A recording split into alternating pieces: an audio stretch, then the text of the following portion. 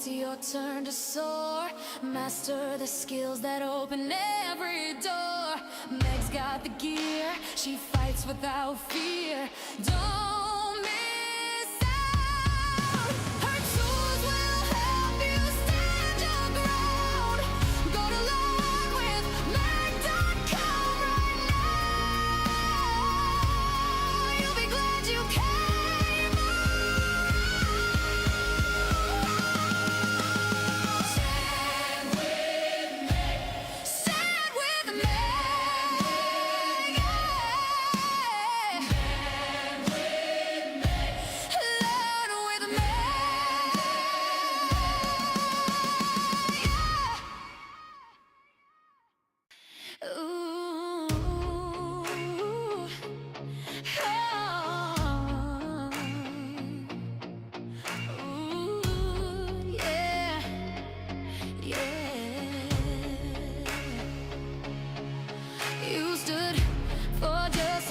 Fought for the truth. You raised your voice for the voiceless youth. But to win this battle, you need the right tools.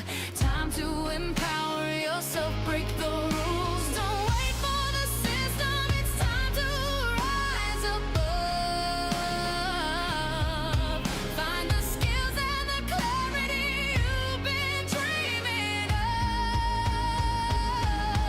Go to learn with Meg.com right now. Get the power, she'll show you how. When it's time to act, Meg's got your back. Skip the broken system, it's your turn to soar. Master the skills that open every door. Meg's got the gear, she fights without fear.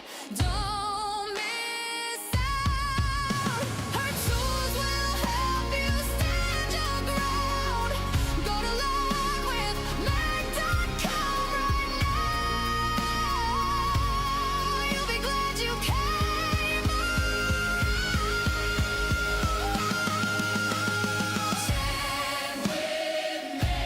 Stand with Meg.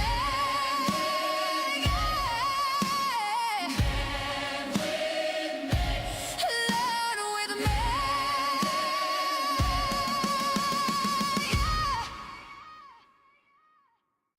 Ooh.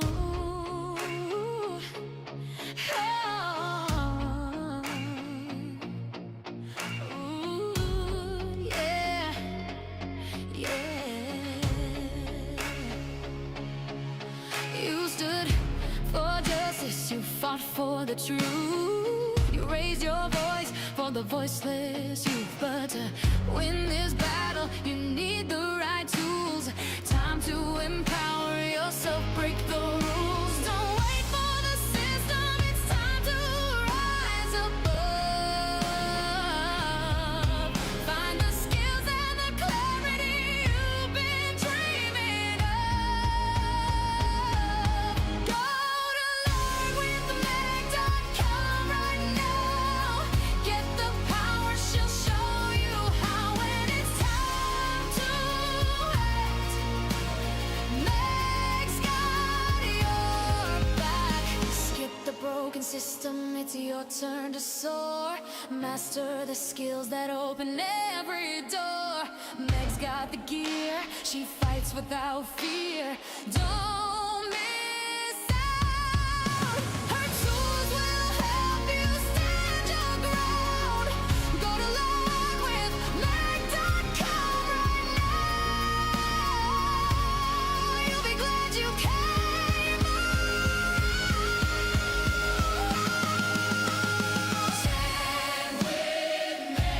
Stand with Meg.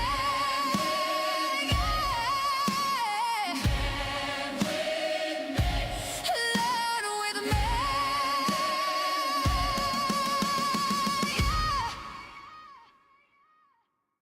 Ooh.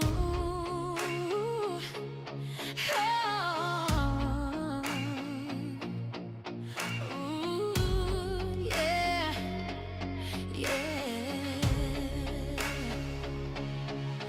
You stood for justice, you fought for the truth.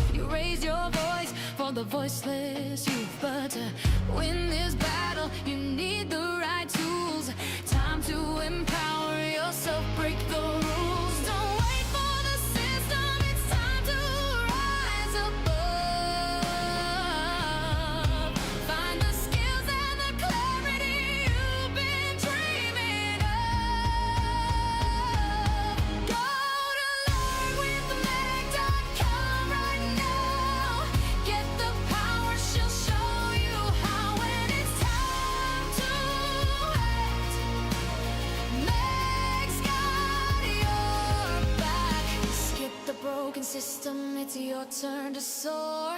Master the skills that open every door. Meg's got the gear, she fights without fear. Don't miss out. Her tools will help you stand your ground. Go to learnwithmeg.com right now. You'll be glad you came. Stand with Meg. Stand with Meg.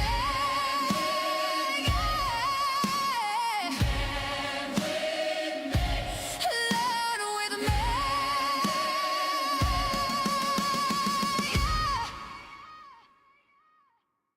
Ooh.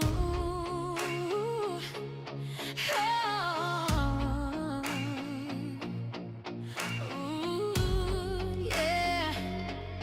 Yeah. Okay. You stood for justice, you fought for the truth.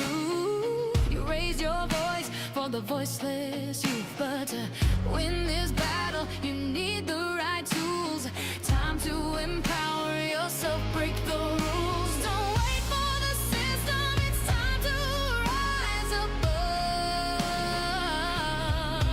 Find the skills and the clarity you've been dreaming of. Hello. Okay, I don't see any chat. Oh, I do see chats. Hello. Okay, can you all hear me and see me?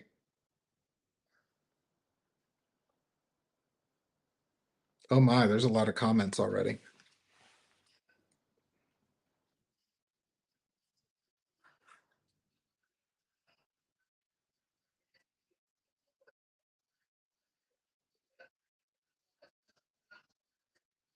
Okay.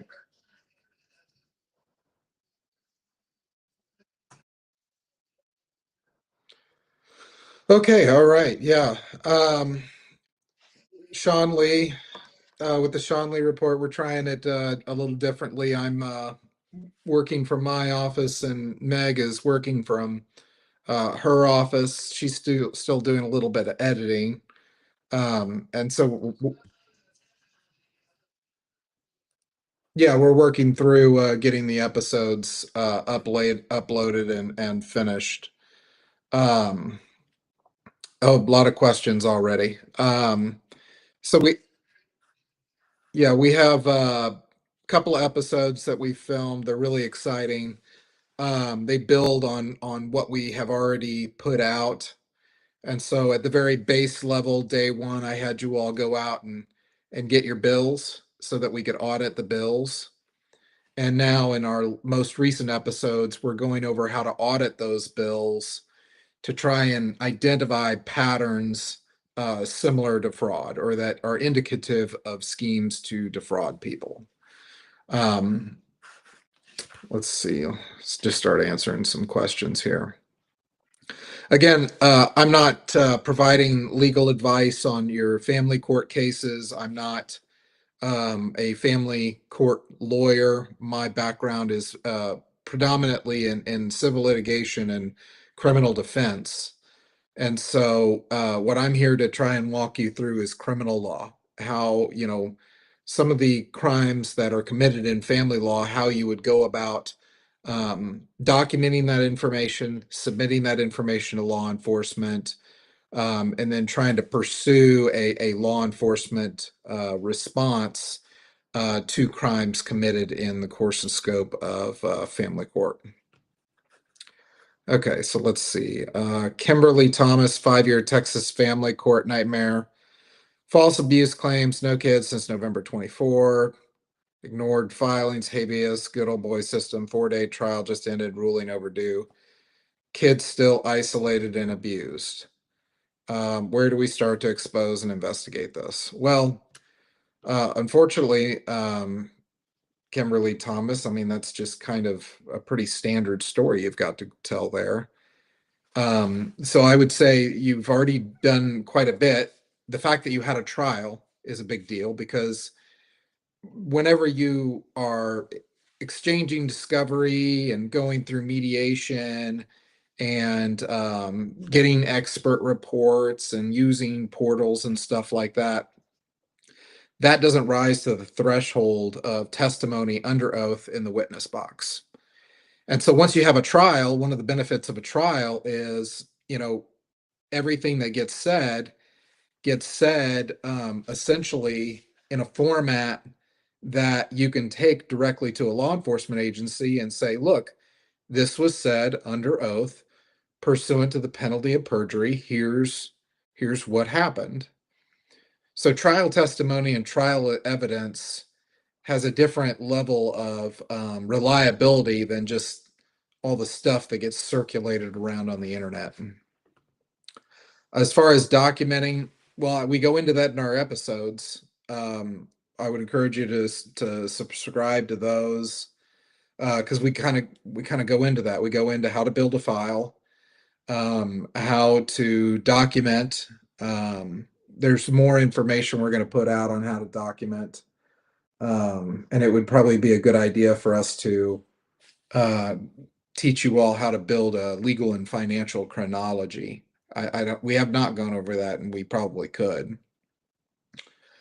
Let's see. It also says you were posting on the behalf of the father. Okay, yeah. Greg, you said you had a psychologist, worked with a report. I worked with report a local, I guess, mental health agency for federal fraud. This particular agency, I was contracted to provide mental health services in the Summit County Jail.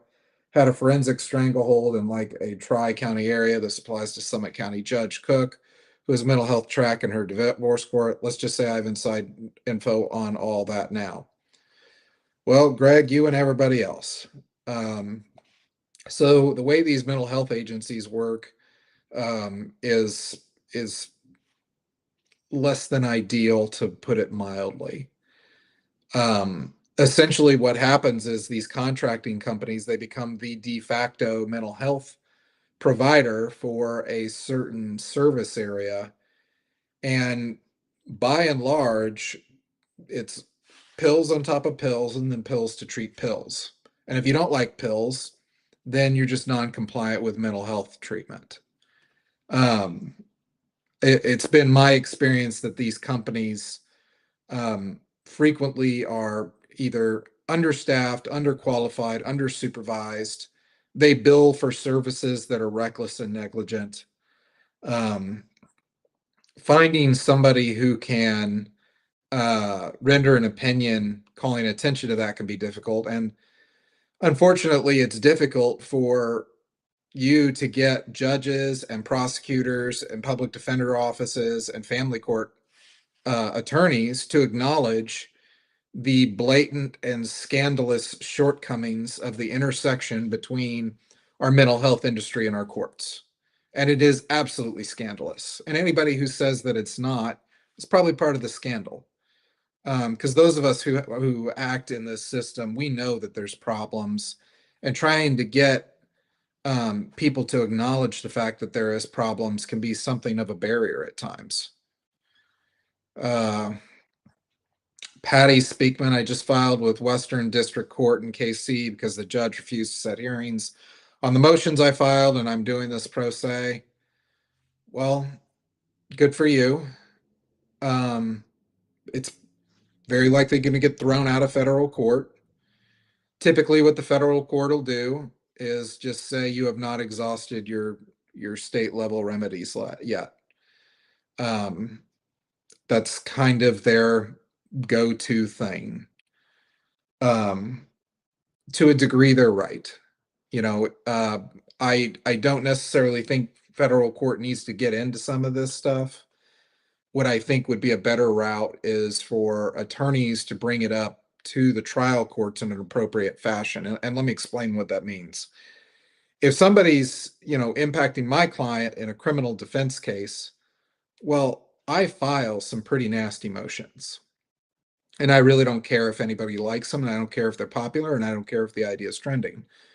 And that way, when it gets to the appellate level, then those appellate courts can look at what that trial court is doing and say, all right, are we gonna sanction this, or are we not gonna sanction this?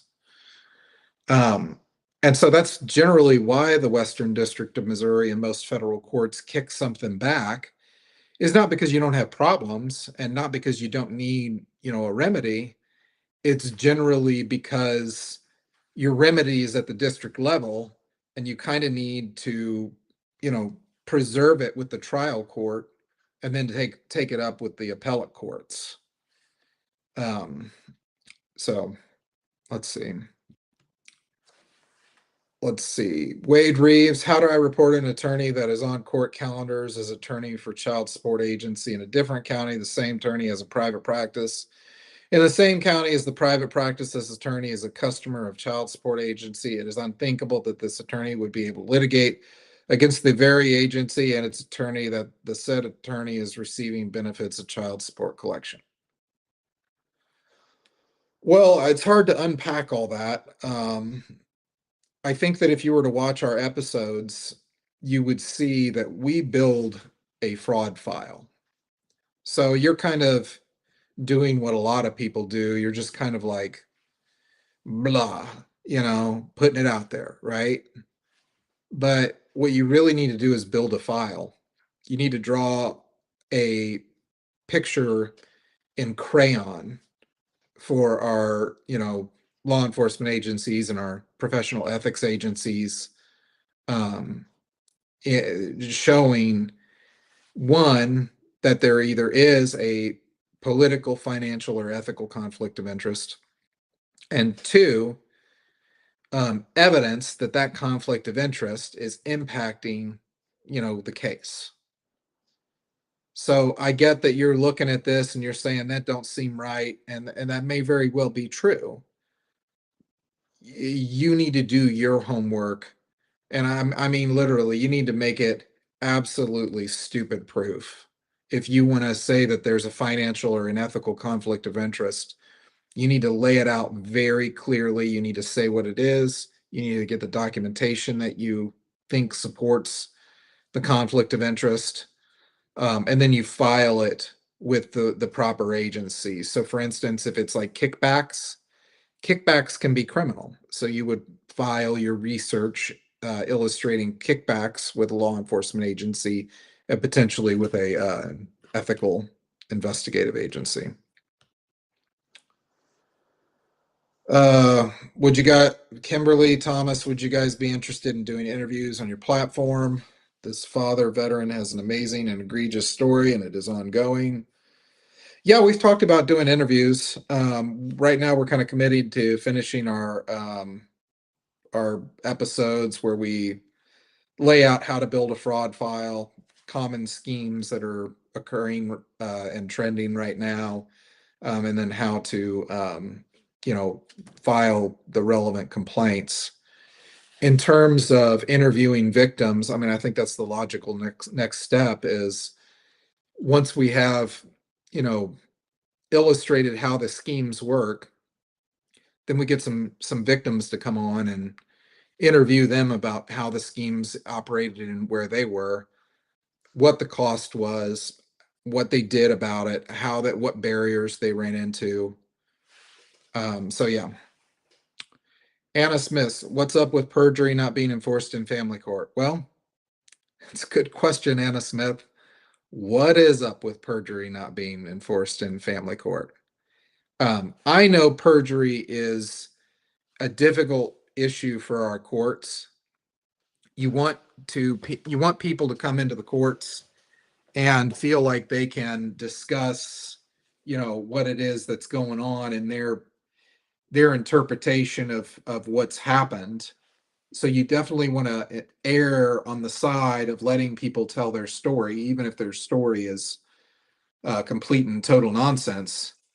But that does not explain some of these companies who specialize in perjury, right?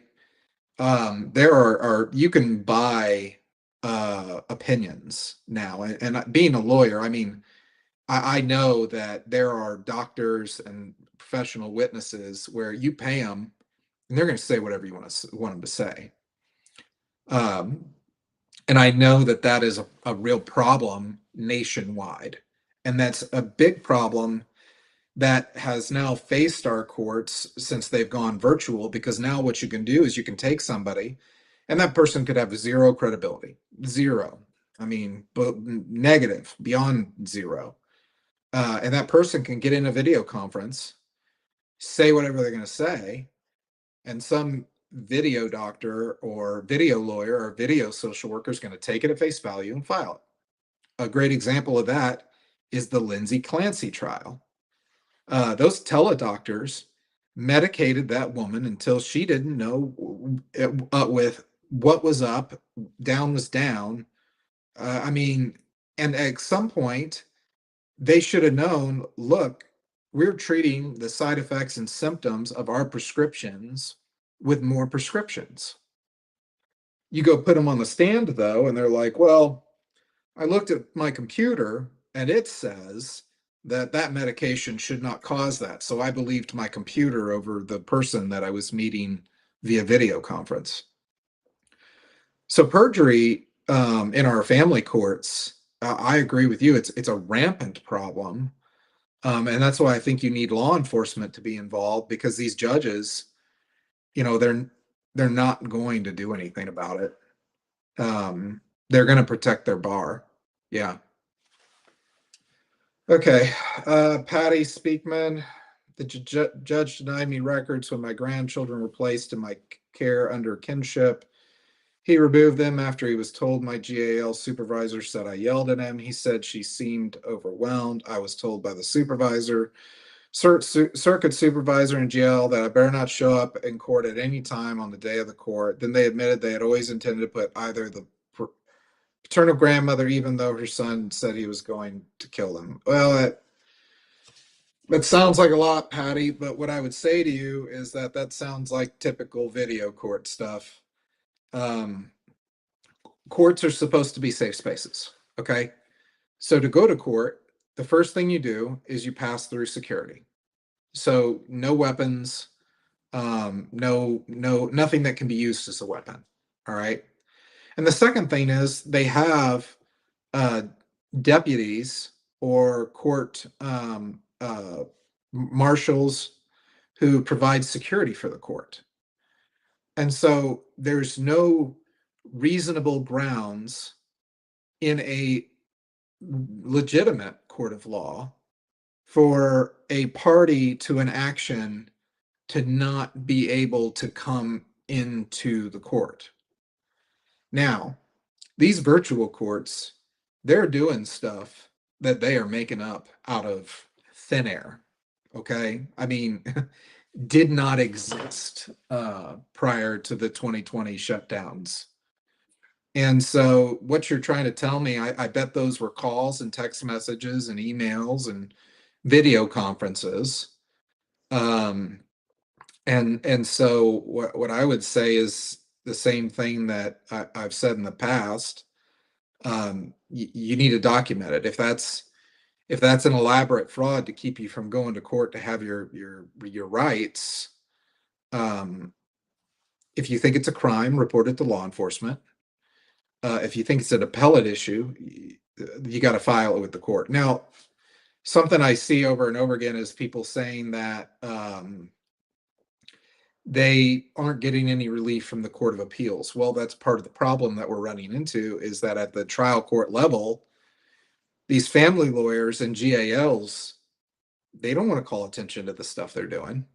They don't want to, put on the record that they're pulling punches or ignoring information, or that they know an opposing attorney is filing forged documents or perjury. And so what that does is that deprives you of an appellate record.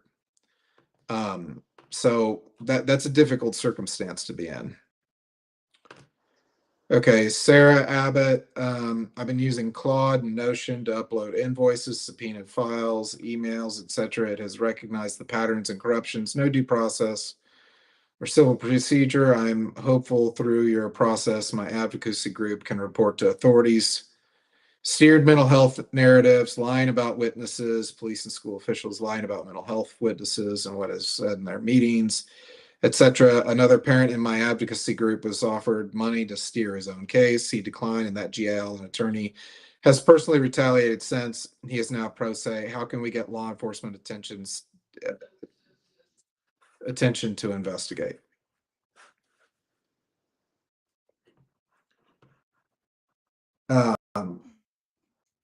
So Sarah, welcome to the club, right? Like, this is why we're building a coalition, is because what you're talking about is not unique to you. Okay. And so what we've tried to illustrate is that there's like a pattern, and that pattern is occurring in cells all over the country. All right. And it's kind of the same pattern. And it's not necessarily indicative that all these people are conspiring together, so much as they all at the same time figured out ways to artificially inflate their own fees and to artificially influence their own cases. And so when you ask, how can we get law enforcement attention to investigate? Well, we're working on it. That's what we're working on. And that's part of what's in our episodes, is we're explaining the process. There's a pipeline for law enforcement to investigate. And the first thing that typically happens is they blow it off and assume nothing's wrong. And it's only through time, the diligence of victims, diligent documentation, persistence, that people start to become aware, okay, this is a real scheme. This does happen. It does affect people's lives. There is the potential for convictions, and that people can be held accountable. Okay. And Sarah, what I would say to you is that it's probably not that there's zero evidence in your case. It's that the same thing is happening to you as to everybody else. You're supposed to be able to get due process in a reasonable amount of time, for a reasonable amount of money, with a reasonable amount of vitriol. And so if there are people who are coordinating false testimony, or steering a false narrative, or coordinating forged documents and false documents, that's artificial inflation of legal fees. Can you hear me, Okay. Shawn? Yeah, I can hear you. Okay, I didn't know if it's working. So we're almost. Guys, I've been trying to upload the episode. It's pretty big, and this program's taking a while, and YouTube's almost done uploading it. So what we'll probably do is just go live on here, but also on YouTube. And so while during the show, you can type things on YouTube or any platform that we're on live, and ask Shawn questions during it, and he'll try to respond by typing, not voice, because we want you to hear it. But he goes into great detail. What is this episode about, Shawn? Which one? We're launching episode 5 today. It was the last one where we talked about Martha was on there. That story you told me. So it was that episode when I'm in that pink jacket. Do you remember? Right. Martha Mitchell, and we went over some real life criminal cases involving judges and lawyers. Yeah, and I don't know if you want to talk about what you texted me yesterday, but we are probably going to do an episode about what you sent me. But you sent me some pretty amazing stuff yesterday that you found as well, and that will be another episode we're going to do. It's so cool. Really, really exciting stuff. I mean, we probably have maybe 6 or 7 more episodes to get to where the scheme is finally fully vetted, fully explained. But the thing I sent you yesterday, that was a family law attorney indicted for human trafficking. Children. Yeah. Yeah. So Recent case. yeah, like real recent. I was like blown away yesterday when he sent it to me. And The reason Meg, we're you saw it was what? a task force, right? Yeah, yeah, and It all was a the task counts. force case. Uh-huh. So what is Shawn? So the problem is people aren't watching the episodes to learn this. They just kind of want to ask all these questions and they don't understand. This is why we're doing it this way this time, to get you guys to watch the episodes. We want you to really educate yourself on this, because the more we do what Shawn is teaching us, and everyone's like, I've already done it, it doesn't work, it doesn't work. He talks about in this episode that there's multiple ways of going about this, and more cases. He keeps finding more and more cases, like the one that he showed me yesterday, of they're actually starting to go after these attorneys and judges and prove the fraud. So we're gonna show the live on YouTube. I'll put it on here too, so you, whatever platform you're on. It looks like we have 3 minutes left. So this episode, so ask your questions, take a pen and paper down, write down what he said, and then after the show on the website, the Shawn Lee Report website, you can go to standwithme.com to find it. The documents he talks about will be on there for you to use.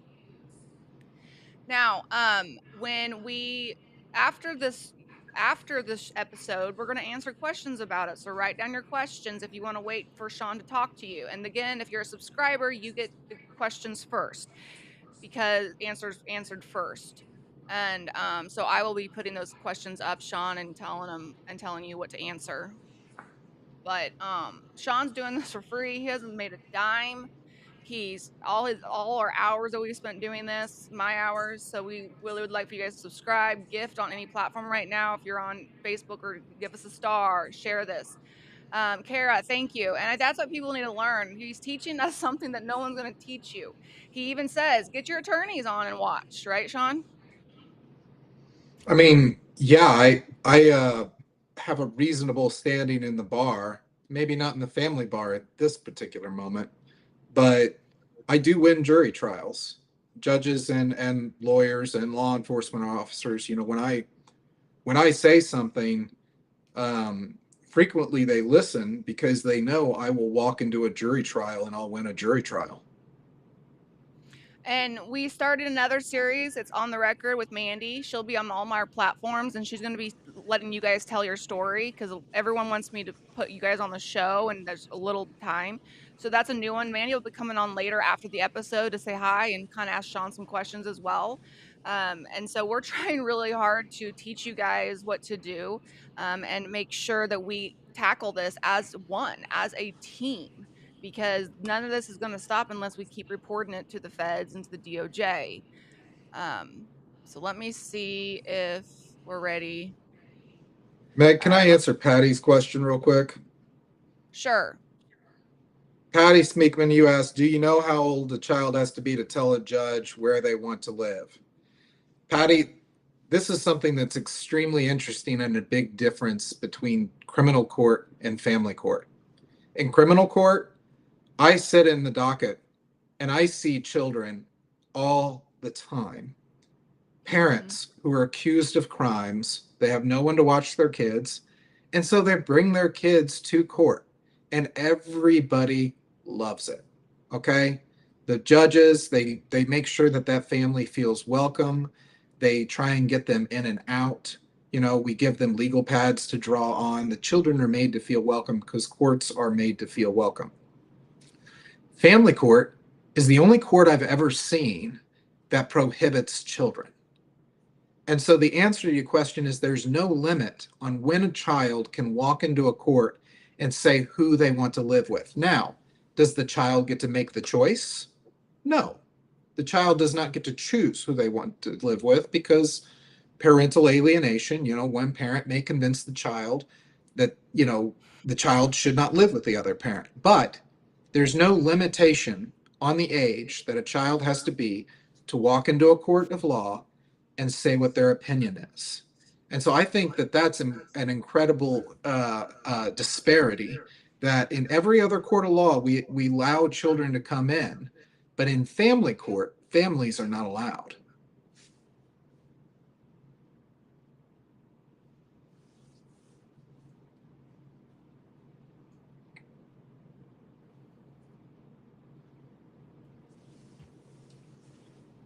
Okay, hold on.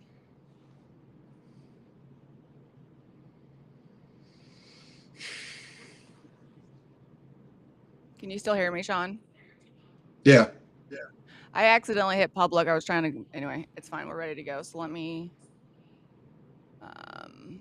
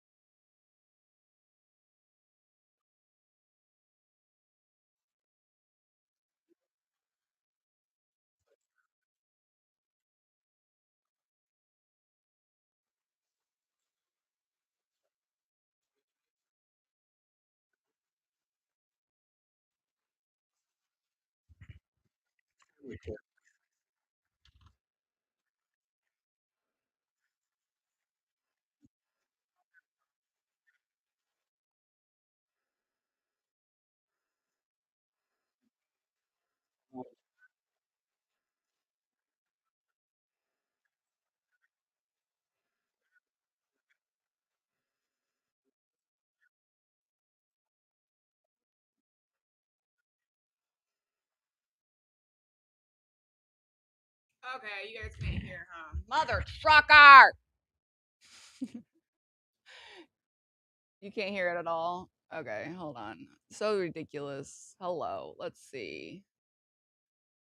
Anyway, I'm gonna pull Shawn back on. So if anyone has a question while I work on this technical issue. Yeah, I can keep answering questions. Okay. Okay, I assume everybody can hear my microphone, so I'm just going to keep talking unless I see comments otherwise. Let's see.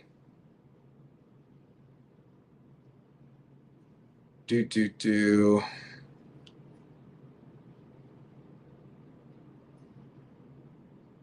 Okay, Anna Smith, you said, how do we get law enforcement involved in perjury and family court? What would be the steps for that?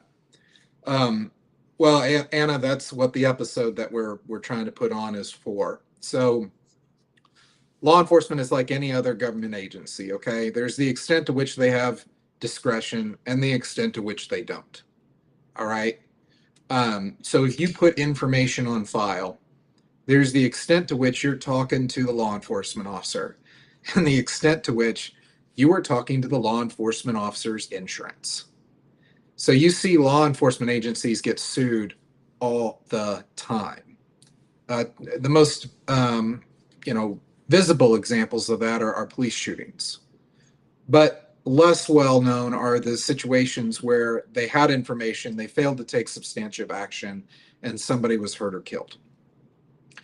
And so if you have a case of perjury, document, and then take it to the law enforcement agency and document who you gave it to. And then document what they did with it.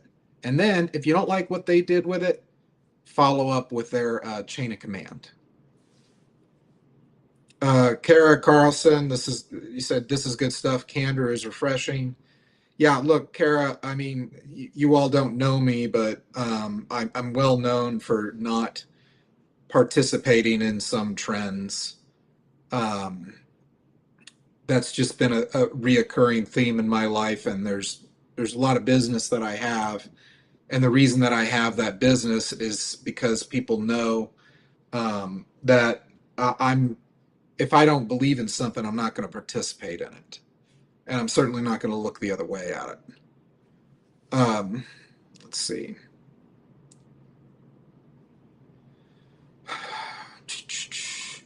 Kimberly Thomas, you said we filed for habeas corpus relief. The appeals court sat on it for 7 weeks. When we realized one of the justices was a family friend of opposing counsel, he was even a pallbearer in her dad's funeral. Yeah, it's pretty common.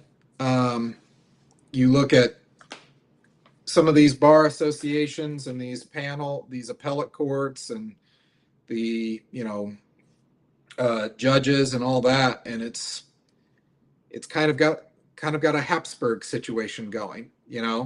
They everybody's a sister cousin or a kissing cousin of some sort, and that is not by accident. And so one of the things we called attention to in our episodes is how many lawyers graduate from law school every spring and every fall.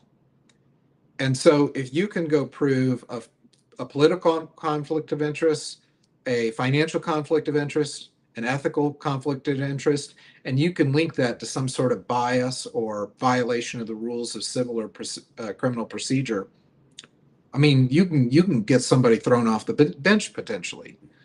So I'm not saying the things that you're saying aren't real. I'm just saying that you have to really do a good job of documenting not just one, the relationship, but two, whether or not the relationship compromises the quality of that person's work product. David Duvjonk, I'm sorry if I butchered your name. Weaponizing OPs, how do you fight it when they are using it as a vehicle just to distort authentic OPs filed? I don't know what an OP is. Order of protection. Okay, so the order of protection, it can be one of two things. It can be one, a legitimate, vehicle for a person to obtain much needed relief from a case of domestic violence or risk, right? And that's what we like to believe that the majority of them are for, is situations where there absolutely needs to be a protective order. There really needs to be court involvement, right? But less well known, but certainly real, are the people who weaponize OPs. And there are institutions that certainly do that. There's an Is that the one you're organization. answering? Sorry, is that the question you're answering? Yeah. Whenever you answer a question, go ahead and just hit show. You should be able to. Can you see that and see if Yeah, that way yeah. people know what you're talking about? Yeah, just hit show so people know the question. So, David, there was a case that I worked not long ago. I came in on the case, and there were, petitions for protective orders flying, right? And mounting allegations and an escalation. And I looked at it when I first got retained, and I thought, okay, this is the typical family court, domestic court scheme. I'll just come in and I'll de-escalate a little bit. And so what I did was I came in, I filed an entry of appearance. I took very little money. Okay. The client did not have a lot of money. I took, I think, like $500 or something like that. And once I had my entry of appearance filed, I set it for a contested evidentiary hearing. And what that does is that forces whoever it is to come to court and substantiate whatever they're saying online. And you could say literally anything online. You can be angry, in a rage, high on pills. You could be a Lindsay Clancy situation, loaded to the gills on some telehealth doctor's pills, make a bunch of allegations in some portal about how much in fear you are, when in reality it's a paranoid delusion. And some lawyer will take that and run with that. Some tele-lawyer will run with that and try and get it through a virtual judge. So I set it for a contested evidentiary hearing.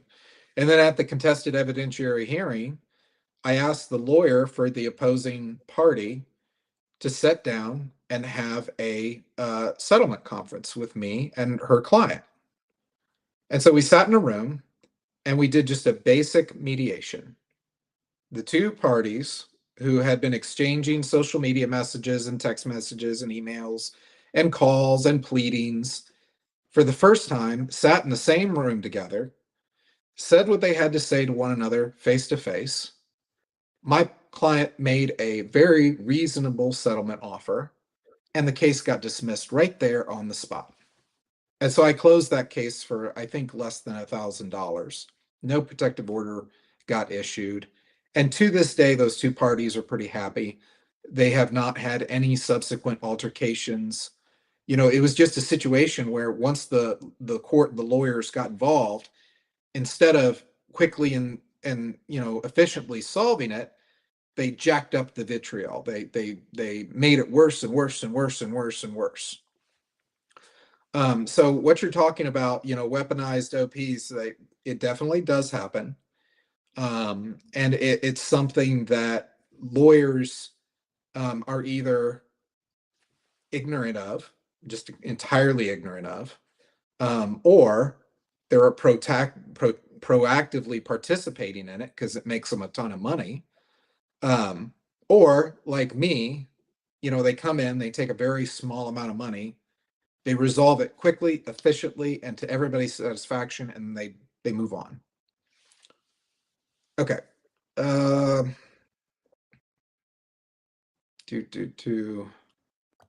Okay, I think I'm figuring it out.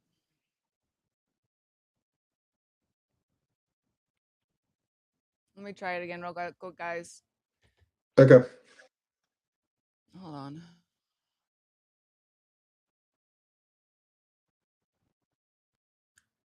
Ugh. Don't you love technology? I know I do.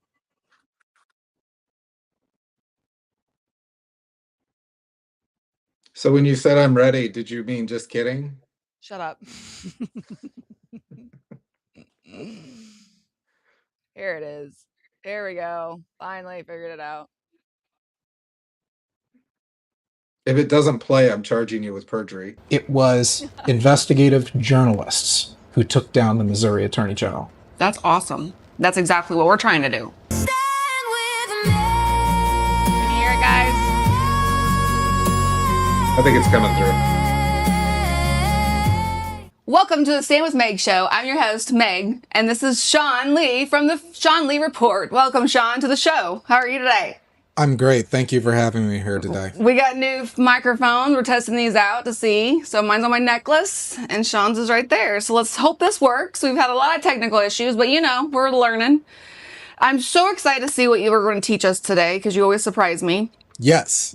I have so much research for you, and I'm really excited to teach you and your followers about this. Awesome. Well, let's dive in. Okay. Have you ever heard of Martha Mitchell? No, I haven't. Okay. I printed this off. There's a movie out on Netflix right now, 2022. The Martha Mitchell Effect. Okay. This is what a lot of people in family court are facing right now. There's a fraud. You call attention to the fraud. And the people engaged in the fraud claim you're crazy. Yeah. All right? Well, that came out of an old playbook. Martha Mitchell was in the White House, called attention to Watergate, and as a result, the Nixon administration attacked her and her mental health to try and basically shut her up. Yeah, shut her up. Make it so nobody took her serious about the Watergate scandal. They're trying to shut her up so she can't expose the fraud. Yeah, she was a member. She was a wife of one of the members of the cabinet. She knew that the Watergate scandal was occurring, and the Nixon administration coordinated in a conspiracy to basically make her sound crazy. She was subsequently vindicated years later when it was proven that everything she was saying was true. They were involved in a massive fraud and cover-up. So that's why they call it the Martha Mitchell effect. The Martha Mitchell effect. Martha Mitchell effect. Okay? Now, let's go over a few things here. I want to introduce you to a former client of mine. Okay? Take a look at this. This is a complaint. Have you ever seen a complaint before? Yes. I've written many complaints. Right. Yeah. But have you ever seen a complaint from a prosecutor? No, actually I haven't. Here's I didn't know what- they could complain. A prosecutor did a complaint? A prosecutor did a complaint. Okay. Go ahead. So this is a good example of a complaint. I cannot tell you what did or did not happen in terms of attorney-client privilege, but I can tell you what was publicly alleged. What's the difference between a complaint and they're just complaining about the person, right? That's a good question. So there's a difference between a complaint and an indictment. Okay, yeah. Okay?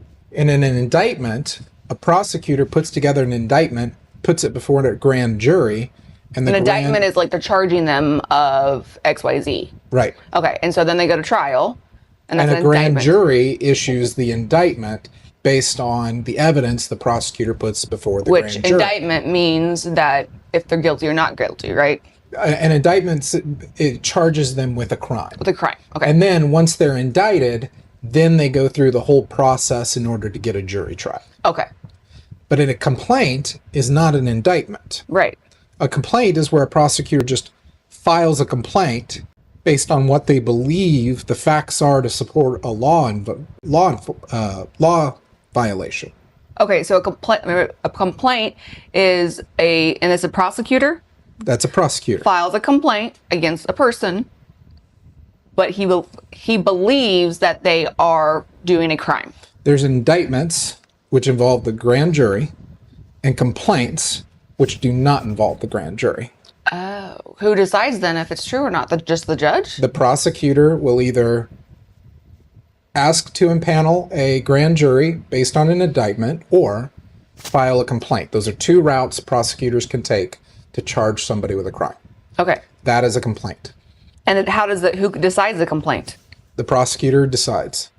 So this prosecutor, I'm confused. Wait a second. So this prosecutor did a complaint about this person, and filed it with the district court. Yeah. and then after that, you said there's no grand trial, there's no jury? Sure.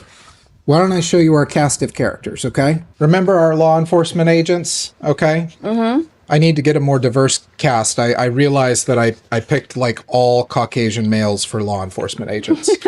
There are women, there are minorities. Oh, yeah, there's no women, but not many. Well, there are. Yeah, you need to probably change that Yeah, up. I need to diversify this up a little bit, okay? Jeez, how I'm could sorry, you? I should have done that. Even Tom Cruise, like seriously. Anyway, all these law enforcement agents, whenever they conduct an investigation, they will basically submit their investigation at the conclusion of their investigation to the prosecutor. Okay, right. Okay. And the reason they do that is because, separation of powers. Right. They can investigate it. It's up to the prosecutor to charge Pursue it it. and prosecute it. Correct. Okay. The prosecutor takes the information they get and they prepare either an indictment or a complaint. And this is a complaint. And that's a complaint. And then where does the complaint go? That's why I'm confused. Okay. So the complaint, you see at the top there? Yeah, The they file filed it within the stamp? court. Yep. So they filed it in a district court. Right. All right. Once it's filed in a district court, the process starts. Okay. Okay. Now, this was a case that I worked. Now, I can't tell you the attorney-client privileged information, but what I can tell you is what was publicly alleged. What was publicly alleged was that Stephen Mareko allegedly forged a document and got his lawyer to file that document in a district court. Okay. Family court. Family court. Right? But this was a criminal case. Stephen Mareko, if you look at his record, at the time, he had several different felony cases already pending. And so when law enforcement conducted their investigation and found that what they believed to be a false piece of information was filed, they filed a felony charge for making false information. It's a crime to do some of the things that people get away with in family court. So let me get this straight. So that your client had his attorney file within the family court, let's say, a file that he signed saying that was true. It was really him signing it, but it really wasn't him. Let's take a look at the allegations on this, okay? This is a publicly available document, okay? But the allegation is that he created a false written instrument and that his lawyer filed that false written instrument. So in other words, the allegation is he gave the lawyer something to file, and the thing that his lawyer filed was false. That happens all the time in family court. Exactly. So why is it in criminal law we charge things like that with the felony crime of making false information, but in family court, law enforcement throws their hands up in the air and says that's a civil issue? Wow. Yeah. Right? So okay, so this guy's in criminal court already. This prosecutor is still looking at the case and still finding fraud, still finding that violations, right? Basically, the investigation was ongoing. Yes. And so he found another thing to charge him. And so because he found and because law enforcement located evidence of an additional crime, law enforcement submitted a package. You can see the statute here. Making false information. Yeah, I saw it right here. KSA 21-5824. Yep. It's an 8 non-person felony. That's a level felony. 8. Yeah. And so in family court, people create false information and file it, and the lawyers just take it at face value. Yeah. And nobody gets charged. Right. And it's a felony. So, for instance, if a GAL writes up a bad report or a therapist writes up a false report, that's a felony, a level 8. In this case, that's exactly what happened. Was alleged to have happened. Mr. Mareko was alleged to have provided false information to his lawyer, which his lawyer relied on, filed, and Mr. Mareko got charged with a felony over it. And so the question I have to ask is, why the disparity? Why is it in criminal law, if you file false information, even if your lawyer believed in it, if you file false information, they'll charge you with a felony. But in family court, how come? Law enforcement says that's a civil issue. How come? Well, I know, they do whatever they want. Yeah, maybe there are people who have decided that they're not going to investigate crimes committed in family court. So could we contact a prosecutor and say this person put a false information in family court?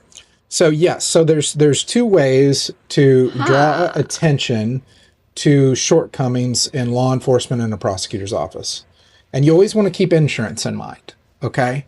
Because if their insurance rates go up because they're not enforcing the law and people are getting hurt, they'll pay attention to that. That's money. You address it with the law enforcement agency. If the patrol officer is not doing their job, get the sheriff involved. So if somebody files within the family court a false, that violates this, okay, let's say, who's our girl? Who's the mom? Cersei. Okay, so let's say Cersei. Next time, let me pick the characters, okay, that people would really connect with, because you're just the nerd ones. We can make, there could be more than one divorce. Oh, that's true. And I did read the entire Game of Thrones series. I know you did. I know. It's just not many people know this, so we got to do what everyone knows. So next time. Yeah, no, I read the books. Oh, I know. I love the movie. Okay, so Cersei, her court-appointed therapist, let's say, files all these things about the husband, okay? Yeah. And says he's done this, he's this, he's this. And it's a mixture of true things and blatant lies. Because that's who Cersei Lannister is. So then Cersei Lannister can call the police and make a report about the fraud, about the document that's already filed in court that's false? Yes. If it's a crime, it's a crime. And it's not the judge's job to prosecute the crime. Okay, and like Shawn said, if they don't listen, and they're like, it's a civil case, Yeah. you go to the sheriff. You get a bad order at McDonald's, take it up with the manager. So then what? The sheriff and the police will then investigate that therapist, that CRC's court-appointed therapist for that family, Yeah. and see if it was a lie or not. Look. Let's look at our lawyers, okay? Oh my goodness. Bill, you hold up Billy Flynn and Cersei, Okay, so okay?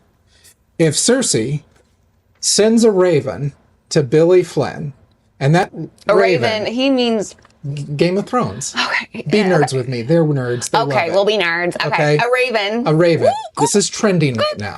Okay. Is that what ravens sound like? No, ravens are incredibly intelligent. Oh, I know. I've heard. Yeah, Yeah. Okay, but I thought they had a cool sound. they have they can Caw? They can do a Caw? variety of things. Okay. Okay. If Cersei sends a raven to Billy Flynn with false And information, the raven lands on his window, and he grabs. Yeah. Sorry. and Billy Flynn gets the raven And the little, where do ravens keep their little thing? On their leg? on their leg, yeah. he gets the raven, Okay. right? And he files. This is called fun law, people. Yes, Sorry. it is. All right. This is 100% legitimate. Billy Flynn files it. So then he files the raven to the court. Yeah. Then under the RICO precedent, What's the Cersei- RICO precedent? Is that what it's called? Precedent. Precedent. Okay. Okay. Under this precedent, Okay. Cersei can be charged with making false information, a felony. Level 8 in Kansas. Billy Flynn can be the world's dumbest, blindest, most corrupt lawyer willing to take money to file anything. Does not change the fact that if Cersei Lannister gives him false information to file and he files it, that's a crime. Right? Wow. How come no one knows this? Does every state have this level? Okay.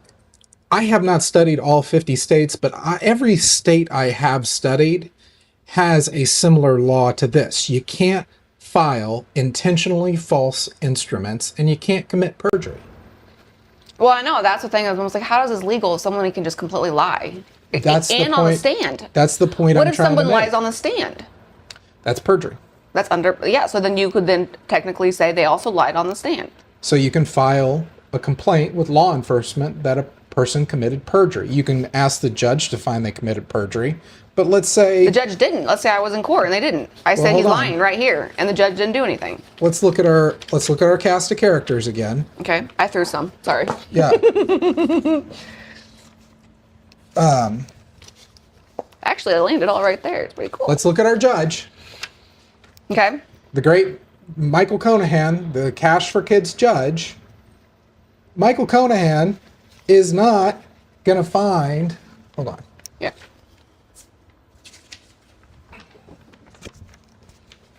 Michael Conahan is not going to find that his drinking buddy, Billy Flynn, did anything wrong. Right. Because that's part of the crime. But if he was on the stand and lied, that's under oath, that's perjury, wouldn't that be a felony too? Remember, we're talking about schemes and artifices to defraud. Okay. So, So you mean it has to be a paper? Or why? It has to be paper. if the judge and the lawyer are deliberately disregarding or willfully ignorant, those are key terms, deliberately disregarding, willfully ignorant, to the fact that false information and perjury is going on, that's evidence of a crime. Okay. But not on the stand. So I'm just saying, like, if he got on the stand and lied about Cersei. Yeah. Cersei. And he lied and said, let's say she ran the car into this and and it's Yeah. all a lie. Is that a way we could do it? That could potentially be perjury. Okay. Now, it has to be something that you can prove is wrong. Right. So, for instance, if you've got an alibi, right? let's say that Robert Baratheon makes this testimony, says Cersei ran the car into the garage, right? And Cersei produces an eyewitness and a receipt showing that Cersei wasn't even at the property at that time. Well, that is independent evidence. Whereas if Cersei says, well, I didn't hit the car, or I didn't hit the garage, well, that's subjective evidence. Okay? So you need hard evidence to prove perjury. Yeah. All right? Which is not hard in family court. So I wanted to introduce you to that because I wanted to draw attention to the double standard that in criminal law, absolutely, this is incredibly highly regulated, and it's subject to a microscope because people go to prison, and what do you think they do from prison whenever they've been wrongfully convicted? They write. Mm-hmm. They write. They have family who writes, and they file lengthy appeals. So in criminal law, we don't tolerate the filing of false information and the solicitation of perjury. But in family law, this happens, and it does not get charged. So question, let's bring this around to the Lindsay Clancy case, the trial that's going on right now. Yeah. And let's say that there was a nurse on there, a doctor, a therapist, got on the stand and lied. Okay. Could they then get in trouble for that? If a witness comes into court and commits perjury, that witness can face contempt allegations and can face an independent perjury charge. So let's say after the trial is over, we have proof that that didn't happen, let's say. Mm-hmm.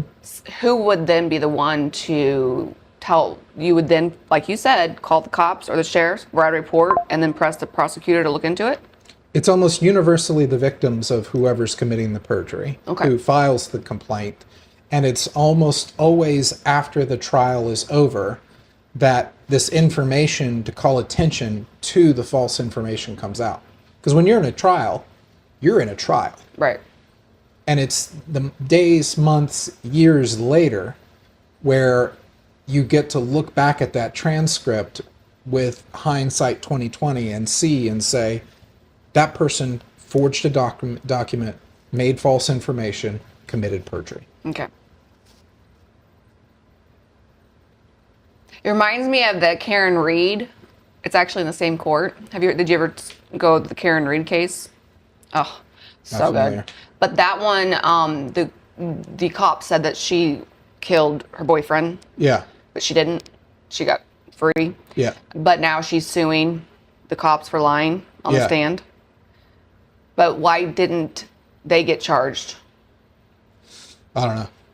Okay. Well, and maybe they don't have solid proof. Even though she came out not guilty by a jury, that's not solid proof. They lied. True. People get found not guilty all the time, and it's also not a crime to be wrong. Okay. So if you believe something and you have a good reason to believe it, and you know you're not. That's just why people on the stand says the best of my knowledge, or what I think like what happened, what they think happened, because it's not like factual stuff. To be held accountable for a crime, you have to have the proper mens rea. Do you know what that is? Mm-mm. It's Latin for mentality. Okay. All right. You have to have the intention to commit a crime. And a lot of people who are in family court, they have that intention. They have that mens rea.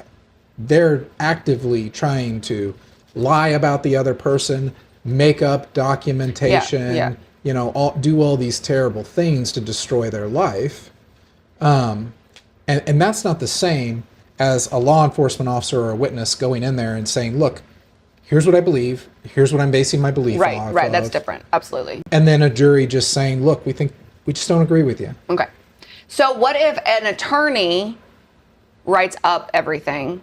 So you're saying this guy's attorney wrote it all up based off of what this guy said, but the guy got charged even though the attorney didn't know.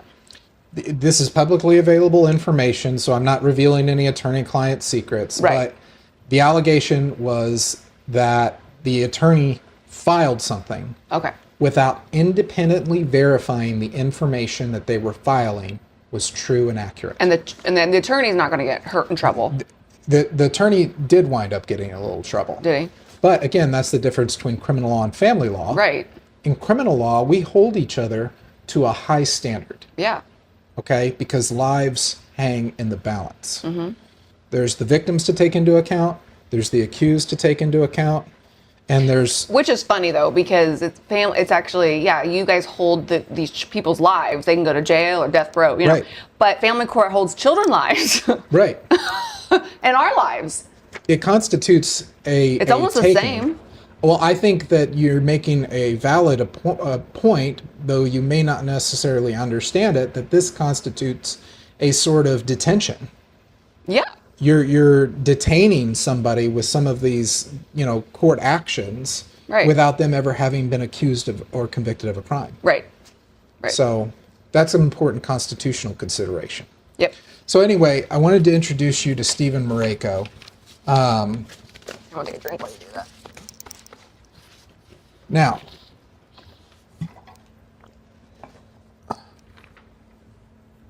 let's talk about dirty judges and dirty lawyers. Okay. I love this. So the trouble we have is that judges and lawyers are basically all humans, which means they screw up. And what tends to happen is they make a mistake, and rather than own up to the mistake, say, look, I made a terrible mistake and I need to rectify that. What they do is they engage in a cover-up that's far worse than the mistake they made. Right. Okay? So let me introduce you to Hannah C. Dugan. Take a look at this. Indictment. This is an indictment. The grand jury charges that on April 18, 2025, the state of Eastern Wisconsin, Hannah Duncan, knowingly concealed EFR, a person for whose arrest a warrant. A person for whose arrest a warrant and process has been issued under the provisions of law of the United States. So as to prevent the discovery and arrest. Is that a child? EFR. That's an adult. Adult. Okay. How come they didn't put their name in there? I don't know. Okay. EFR. After notice and knowledge of the fact that the warrant and process had been issued for the violation. What does this mean? So basically what Hannah Dugan did was she used her courtroom, her robe, her gavel, her status as a judge in order to commit a federal crime. She pled not guilty. She took the case all the way through to trial. But what'd she do? I don't understand. Like, what'd she do? It says, as so to prevent the discovery. So there was a warrant out for an individual who had a case in her court. Okay. It was an immigration warrant. Okay. And the individual had domestic violence charges pending in Dugan's court. And so Dugan led him out the back door so that he would not get arrested by federal agents in the lobby. Okay. That is a crime. Okay. And this is a judge. That's a judge. Wow. Hannah Dugan, not just any judge. She was the president of the Milwaukee Bar Association.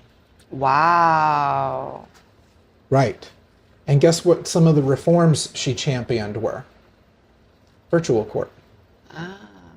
And it's funny, the United States of America charged her. So the head prosecutor with the DOJ, right? The Department of Justice charged her. Convicted her in a trial. That was held in Wisconsin, a district of Wisconsin. Yeah. Huh. She pled not guilty. Now, here's what I want you to understand is the mentality of these people, okay? When they're caught, and when you accuse them of these things, they're most likely going to fight tooth and nail. Of course. She did not come in and say, look, I made a terrible mistake here, I'm sorry, and, throw herself on the mercy of the court. No, she fought tooth and nail until she was convicted. Still fighting to this day. Really? Can she practice still and work while she's fighting it? So that is a separate issue, but she, I do believe she resigned from the bench over this rather than face judicial removal proceedings. Yeah, upon learning that the administrative warrant was out for the arrest, directing all identified members of the ICE task force to leave the location of the planned arrest. Yep. So that's what a recent case looks like. 2025, that judge got charged by indictment from the grand jury and got convicted of a federal crime. So this does happen. Wow, that's cool. Okay. It's really cool. So how would a situation, since that really happened, now take that into the Cersei and the family court. So what are some things that judges can do that would get charged by the DOJ? here, let's look at our cast of characters again, okay? Let's look at our judge. Judge Conahan was tried, or what I believe was convicted of the Cash for Kids scandal. Right. He was. That was on one of our episodes. If you want There was proof that money was being routed to him for his orders in relating to the detention of children. Right. Okay, Cash for Kids. He owns that. All right. Well, fast forward to today, people like this are still on the bench. Right. This is still a viable way to make money. So if a judge is providing orders in an improper manner or a criminal manner, they can be subject to violation of the judicial canons or an indictment. So let's say our friendly neighborhood teleguardian ad litem, remotely working from their hostel in Costa Rica, where they very diligently bill $400 an hour to look at 6 different portal systems in 3 different circuits for 150 children. Then they refer and they make referral fee payments to 70 lawyers, right? If you can trace that money from that remote working GAL who's never met anybody in person, never come to court in person, back to one of this guy's orders, you potentially have a conspiracy to commit wire fraud case. Wow, okay. Okay? And remember, they're not going to report on themselves, right? The GAL's not going to come forward and say, here's the system I've set up for myself. The judge certainly isn't going to do it. It's always going to be the victims. Same goes for the esteemed Dr. Hannibal Lecter. Great references. Graduated top of his class from a prestigious university, okay? Years of experience, clinical. If Dr. Hannibal Lecter is getting thousands and thousands and thousands of dollars every day based on telepsychiatric evaluations from the teleguardian ad litem and the telelawyers, and Judge Conahan has any financial relationship whatsoever where you can show that orders are coming from something other than the facts of the case, conspiracy to commit wire fraud. So what if he got contacted by the GAL that said, you need to run Cersei, or the other guy, Cersei, you need to run Cersei and do, here's an email was sent to the doctor, and it said, you need to run a psych evaluation on Cersei, another one. That's a shadow docket. What's a shadow docket? Okay. So let me take you back to something, okay? Do you see this right up here? That's a file stamp. Right. Do you know what a file stamp is? It's to show that it was it's documented in the courts. So read it out loud, top to bottom. The electronic file of the date, clerk of the Gary County District Court, case number, blah, blah, PII complaint. Okay. This is a document that was filed into the case. Right. Which means it is something that the appellate courts can look at if this individual wants to raise an appeal. Right. That email, that wire between the teleguardian ad litem and the judge and the teledoctor does not have a file stamp. Right. It's a shadow docket. Okay. Okay. Is that still wire fraud, though? Well, I'm going to give you the classic lawyer answer. Depends. Right. Okay. Okay. But I'm saying the GAL email saying, hey, the judge wants Cersei to get another one, just said that, but yet it didn't happen. Okay. Wouldn't the that way be... to get an order from a judge is to file a motion Right. that's electronically filed and to get an order from the judge. But since there wasn't an order, the GAL lied through an email to the doctor saying that the judge said that. And so that's what we're trying to point out here. Yeah. Is that so much of what happens in family court does not happen in family court. Right. But couldn't that be charged for conspiracy? Potentially. Okay. Potentially. I can tell you this much. Judges are not allowed to be willfully ignorant and deliberately indifferent to fraud. If this judge knows that the teleguardian ad litem and Dr. Hannibal Lecter are in cahoots, the judge is not allowed to be blind to that fact. Okay. Because it's their courtroom. And they're not stupid people. Okay? And especially if kids and families get hurt. That is, so Hannah Dugan, one example of a dirty judge. Yeah. All right? Now, let's talk about William Webster. You ever heard of William Webster?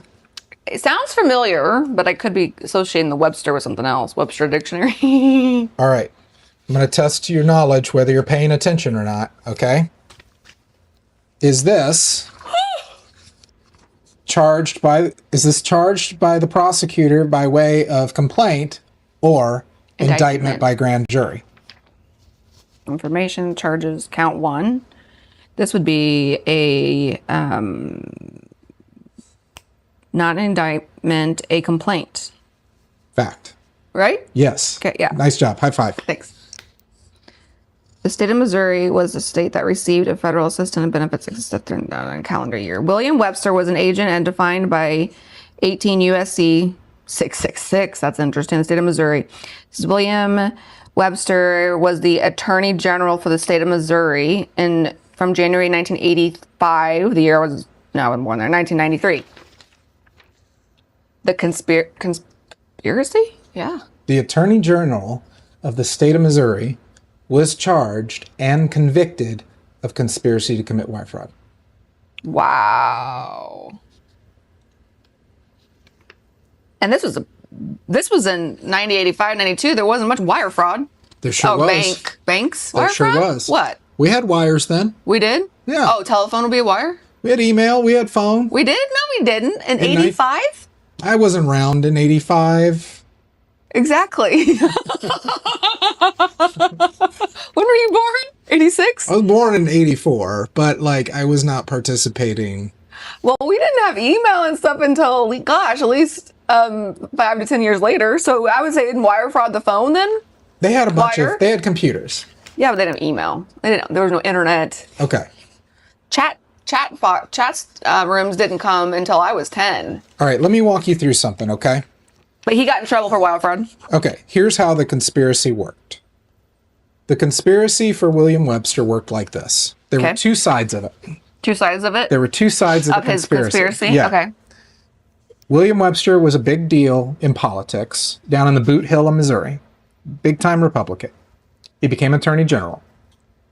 If you donated to his campaign, you got favors.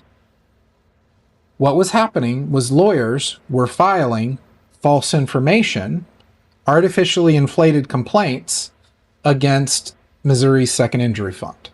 Okay? Somebody would trip over a briefcase over and over and over again. And each time they tripped over a briefcase, they needed $1 million to compensate them for their injuries. And they had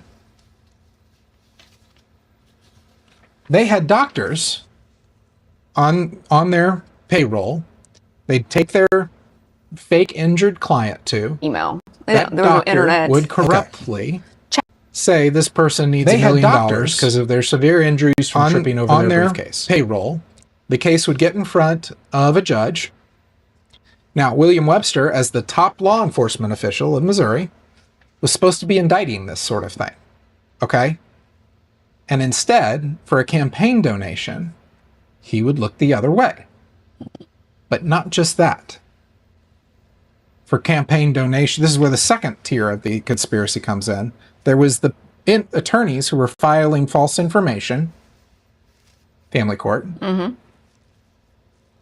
William Webster set it up so that his office, the Missouri Attorney General's office, hired private firms to defend the fake cases and bill exorbitant amounts of money to not call attention to the fact that it was a giant fraud.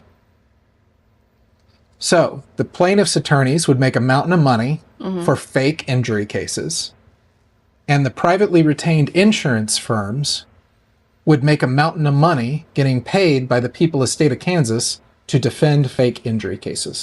Jeez. Now, what does that sound like? Conspiracy? Okay. Where have you heard that kind of conspiracy before, though? Family court? Where it was, so give us an example of family court now, with the same scenario. So family court. The family law bar is small, right? Today, let's say you're a family court attorney. Today, you've got the villain, and I'm representing the hero, right? Mm-hmm. Well, I'm not going to file a sanctions motion against you for filing the crazy nonsense if I'm a member of a conspiracy. I'm not going to try and sanction you as a lawyer for filing crazy stuff on behalf of your villain attorney. And do you know why? Because I'm making a mountain of money defending it. And next week, I'm going to get a new case where my client's the villain and your client's the hero, and I'm going to do the same thing back to you. Wow. That's why the attorneys don't... Do they do that in criminal court? No, we don't do that in criminal court. So if you are in criminal court and you find the other attorneys doing this, you would... If I find a prosecutor doing anything outside of what a prosecutor is allowed to do, I have an ethical and legal obligation to raise it with the trial court so that I can, do my job on behalf of my client. And that keeps everybody honest. And that's why I say there's less criminals in criminal law, is because we're so tightly regulated. There's so many eyes on us. The stakes are so high, and it's publicly available information that we don't get away with much. So let's go back to the Lindsay Clancy, because everyone's watching this.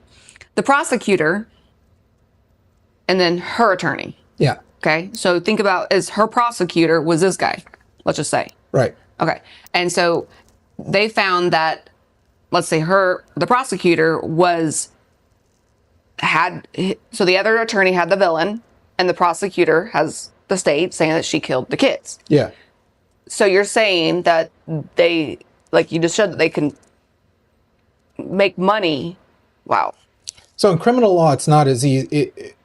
Both of the William Webster case was civil cases. Okay.